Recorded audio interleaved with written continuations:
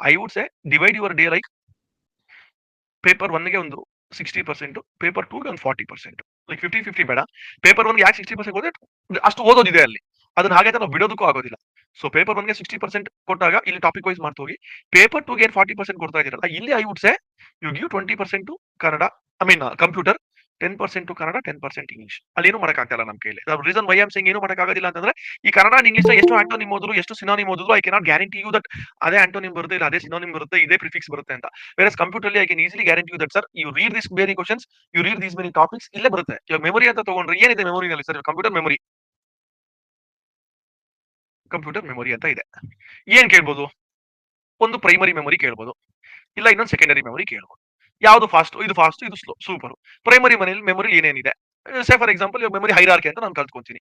First ಬಂದು registers ಬರುತ್ತೆ, ಆಮೇಲಿಂದ ಕ್ಯಾಶೆ ಮೆಮೊರಿ ಬರುತ್ತೆ, ಆಮೇಲಿಂದ ಒಂದು ರ್ಯಾಮು, ಸೆಕೆಂಡರಿ ಡಿವೈಸಸ್ ಬರುತ್ತೆ. ಇಲ್ಲ ಸೆಕೆಂಡರಿ ಡಿವೈಸಸ್ ಅಂತ ತಗೊಂಡ್ರೆ ಏನೇನಿದೆ ಅದರಲ್ಲಿ? ಸೆಕೆಂಡರಿ ಡಿವೈಸಸ್ ತಗೊಂಡ್ರೆ ಪೆನ್ ಡ್ರೈವ್ ಬರುತ್ತೆ, ಇಲ್ಲ ಸಾಲಿಡ್ ಸ್ಟೇಟ್ ಡಿವೈಸಸ್ ಬರುತ್ತೆ, ಇಲ್ಲ ಅಂದ್ರೆ ಹಾರ್ಡ್ ಡಿಸ್ಕ್ಸ್ ಬರುತ್ತೆ, ಇನ್ನೇನ್ ಬರುತ್ತೆ? ಸಿಡಿ ಟ್ರ್ಯಾಕ್ಸ್ ಬರುತ್ತೆ. Game over. ಇಲ್ಲ ಇನ್ನೇನ್ ಕೇಳ್ಬೋದು ಮೆಮೊರಿನಲ್ಲಿ ಬಂದ್ರೆ?